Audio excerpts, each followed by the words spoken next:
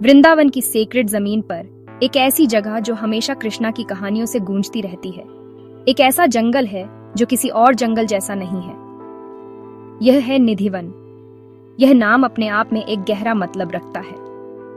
निधि का मतलब ट्रेजर है और वन का मतलब फॉरेस्ट है, तो निधिवन का मतलब है फॉरेस्ट ऑफ ट्रेजर। लेकिन यह सोने या जवाहरात का ट्रेजर नहीं है जिसे कोई आसानी से खोद कर निकाल सके। यहाँ का ट्रेजर स्पिरिचुअल है। यह डिवोशन का ट्रेजर है, डिवाइन लव का, और एक मिस्ट्री का जो हर गुजरते दिन के साथ और गहरी होती जाती है। यह एक ऐसी जगह है जहाँ हर पत्ती और धूल का हर कण राधा और कृष्णा की डिवाइन प्रेजेंस में डूबा हुआ माना जाता है, जिससे यह दुनिया के हर कोने से आने वाले डिवोटीज के लिए इमेंस सिग्निफिकेंस का एक पिलग्रिमेज साइट बन जाता है, जो उस सेक्रेड कनेक्शन को महसूस करना चाहते हैं। निधिवन की कहानी महान संत और म्यूजिशियन स्वामी हरिदास का जिक्र किए बिना अधूरी है। ऐसा माना जाता है कि वह लेजेंडरी म्यूजिशियन तानसेन के गुरु थे। स्वामी हरिदास ने अपनी स्पिरिचुअल प्रैक्टिस के लिए निधिवन को चुना। उनकी डिवोशन इतनी प्योर थी और उनका म्यूजिक इतना पावरफुल था कि वे देवताओं की डिवाइन प्ले को महसूस कर सकते थे। लेजेंड कहती है कि यह निधिवन में उनकी इंटेंस डिवोशन के कारण ही भगवान कृष्णा और राधा उनके सामने प्रकट हुए थे। यह डिवाइन अपीयरेंस, जिसे बांके बिहारी मैनिफेस्टेशन के नाम से जाना जाता है, मंदिर के इतिहास की एक कॉर्नरस्टोन है जो स्वामी हरिदास को इस एन्चांटेड फॉरेस्ट की स्पिरिचुअल लेगेसी से हमेशा के लिए जोड़ती है और इसकी इंपॉर्टेंस को एक प्रोफाउंड स्पिरिचुअल पावर की जगह के रूप में स्थापित करती है। यह जंगल सिर्फ पेड़ों का एक कलेक्शन नहीं है, इसे एक जीवित, सांस लेने वाली एंटिटी माना जाता है। लोकल लोग और काउंटलेस पिलग्रिम्स मानते हैं कि निधिवन एक सेक्रेड स्पेस है, इटर्नल सेलेस्टियल ड्रामा के लिए एक मंच। वे इसे कृष्णा का पर्सनल गार्डन मानते हैं, एक प्लेग्राउंड जहां वह अपनी डिवाइन लीला या प्ले करते हैं। यहाँ का एटमॉस्फेयर कहानियों और फेथ से भरा हुआ है। इस ग्रोव में कदम रखने वाला हर विजिटर एक यूनिक एनर्जी महसूस कर सकता है, पीस की भावना जो एक इनएक्सप्लिकेबल सेंस ऑफ वंडर के साथ मिली हुई है। हवा ही एंशिएंट सीक्रेट्स फुसफुसाती हुई लगती है। आपको अपनी आंखों से जो दिख रहा है उससे परे देखने और उस डिवोशन के साइलेंट म्यूजिक को सुनने के लिए इनविटेशन देती है, जो इस जगह को भर देता है। निधिवन का सिग्निफिकेंस इसके मिथ्स से परे है। ये लाखों लोगों के लिए फेथ का एक पावरफुल सिंबल है। ये एक ऐसी रियलिटी को रिप्रेजेंट करता है जो हमारी नॉर्मल अंडरस्टैंडिंग से परे मौजूद है। एक ऐसी दुनिया जो ह्यूमन लॉजिक के बजाय डिवाइन लॉज द्वारा शासित है। बिलीवर्स के लिए यह एक रिमाइंडर है कि इस यूनिवर्स में ऐसी फिनोमेना है जिन्हें साइंस अकेले माप या समझा नहीं सकती। यह जंगल रियलिटी के बारे में हमारी परसेप्शन को चैलेंज करता है, हमें मिरेक्युलस की पॉसिबिलिटी के लिए अपने दिल खोलने के लिए कहता है।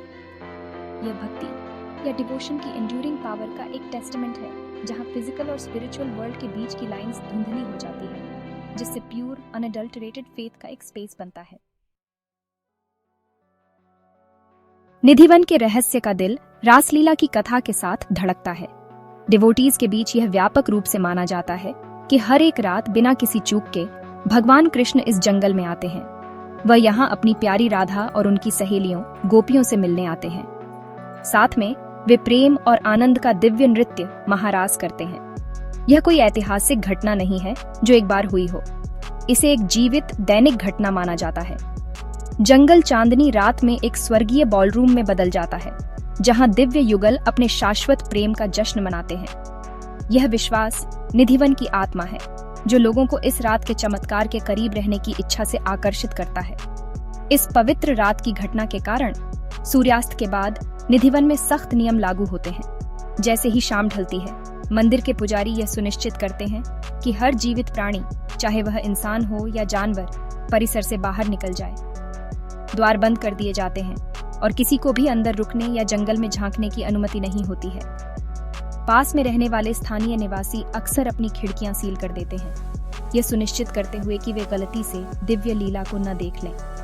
ऐसा कहा जाता है कि जो कोई भी रासलीला पर जासूसी करने की हिम्मत करता है, वह कहानी नहीं बता पाएगा। इसके गंभीर परिणाम होते हैं। वे पागल हो सकते हैं, अपनी दृष्टि खो सकते हैं, या यहाँ तक कि अपना जीवन भी, जो इस स्पेक्टिकल की दिव्य ऊर्जा को सहन करने में असमर्थ होते हैं। कई कहानियां और स्थानीय विवरण इन नियमों को और मजबूत करते हैं। आसपास रहने वाले लोगों ने देर रात घुंघरुओं की आवाजें और संगीत सुनने की सूचना दी है, भले ही जंगल पूरी तरह से खाली हो। कुछ लोगों ने अंधेरे के बाद घने ग्रोव से अजीब चमकदार रोशनी निकलने के अनुभव साझा किए हैं। ये केवल फैंटास्टिकल कहानियां नहीं हैं, बल्कि पीढ़ियों से चले आ रहे गहरे विश्वास हैं। ये अनुभव चाहे वास्तविक हों या कथित, निधिवन में रात की पवित्रता के लिए रहस्य और सम्मान की आभा में इजाफा करते हैं। चेतावनी को बहुत गंभीरता से लिया जाता है और स्थानीय समुदाय यह सुनिश्चित करता है कि राधा और कृष्ण की दिव्य गोपनीयता कभी भंग न हो। रात की रासलीला में विश्वास जीवित लोक कथाओं का एक शक्तिशाली उदाहरण है। यह लोगों को सीधे उनके विश्वास से एक टेंजिबल तरीके से जोड़ता है। यह केवल एक पवित्र पुस्तक की कहानी नहीं है, यह एक ऐसी घटना है जिसे वे मानते हैं कि उनके बीच अभी हर रात हो रही है। यह उनके डिवोशन को व्यक्तिगत और गहरा बनाता है। रात के नियमों को प्रतिबंधों के रूप में नहीं देखा जाता है, बल्कि दिव्य युगल के प्रति सम्मान और श्रद्धा के संकेत के रूप में देखा जाता है। ये सामूहिक विश्वास का एक कार्य है, जहां एक पूरा समुदाय एक ऐसी जगह की पवित्रता को बनाए रखने में भाग लेता है जिसे वे प्रिय मानते हैं, एक रहस्य की रक्षा करते हैं जिसे वे अंतिम सत्य मानते हैं। निधिवन की सबसे विजुअली स्ट्राइकिंग फीचर्स में से एक इसकी यूनिक फ्लोरा है। जंगल तुलसी या होली बेसिल पौधों से भरा हुआ है, लेकिन वे किसी भी ऐसे पौधे से अलग हैं जो आपने पहले देखे होंगे।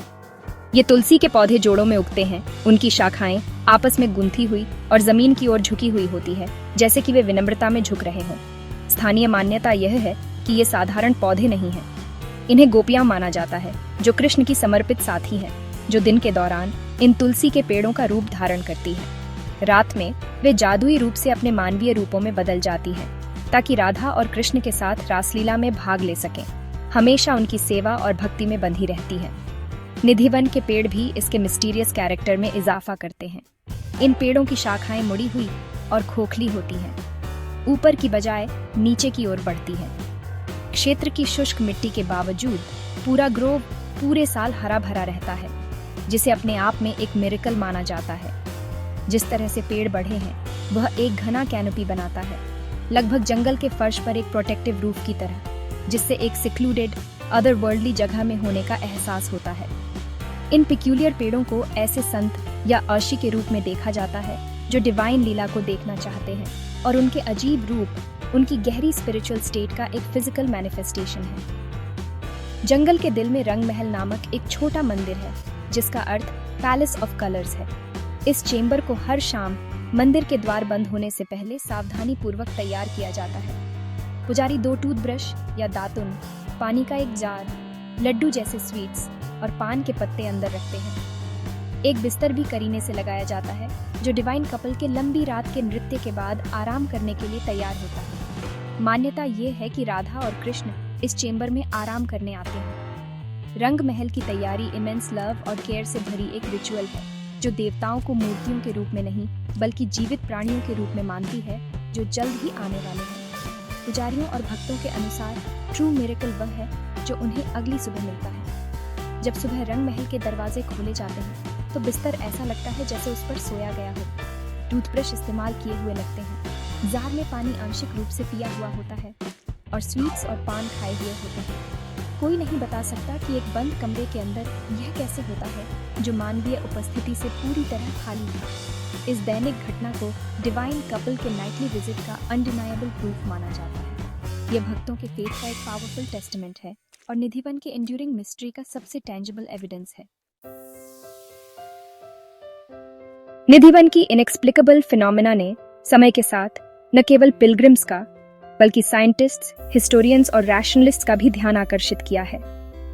कई लोगों ने इसके रहस्यों के लॉजिकल एक्सप्लेनेशंस खोजने के लिए जंगल का अध्ययन करने की कोशिश की है। साइंटिस्ट ने मिट्टी का विश्लेषण किया है ताकि यह समझ सकें कि पेड़ ऐसे पिक्यूलियर मैनर में क्यों उगते हैं और ग्रोव पूरे साल हरा भरा कैसे रहता है। उन्होंने अजीब आपस में गुंथे हुए तुलसी के पौधों की जांच करने की कोशिश की है। हालांकि उनके सर्वोत्तम प्रयासों और आधुनिक उपकरणों के बावजूद वे कोई कंक्लूसिव साइंटिफिक एक्सप्लेनेशन प्रदान नहीं कर पाए हैं, जो इस जगह से जुड़े बिलीफ्स को पूरी तरह से डिबंक कर सके। रहस्य अनसुलझा रहता है। हिस्टोरियंस ने भी निधिवन के ओरिजिन्स में गहराई से डेल्व किया है, मिथ को हिस्टोरिकल फैक्ट से अलग करने की कोशिश की है। उन्होंने स्वामी हरिदास से इसके कनेक्शन और रासलीला से जुड़े बिलीफ्स की टाइमलाइन की खोज की है, जबकि वे मंदिर के इतिहास और विभिन्न ग्रंथों और अभिलेखों के माध्यम से साइट के इम्पोर्टेंस का पता लगा सकते हैं। वे कोर मिस्ट्री को समझा नहीं सकते। वे घटनाएं जो हर रात होने वाली कही जाती है। कहानियां स्थानीय संस्कृति और फेथ में इतनी गहराई से एंट्रेंच्ड हैं कि वे हिस्टोरिकल एनालिसिस से परे हैं। कॉन्सिक्वेंसेस के डर के कारण क्लेम्स को डिबंक करने के लिए किसी भी आई विटनेस अकाउंट की कमी लेजेंड को बरकरार और पावरफुल रखती है। निधिवन की पहेली को सुलझाने में विज्ञान और कन्वेंशनल रिसर्च की यह अक्षमता भक्तों के लिए इसकी डिविनिटी का अल्टीमेट प्रूफ है। उनका मानना है कि यह जगह अस्तित्व के एक अलग प्लेन पर काम करती है, जिसे केवल मानवीय बुद्धि से मापा या समझा नहीं जा सकता है। इसके लिए एक अलग तरह की सीन की आवश्यकता होती है, दिल से देखना, फेथ के साथ देखना।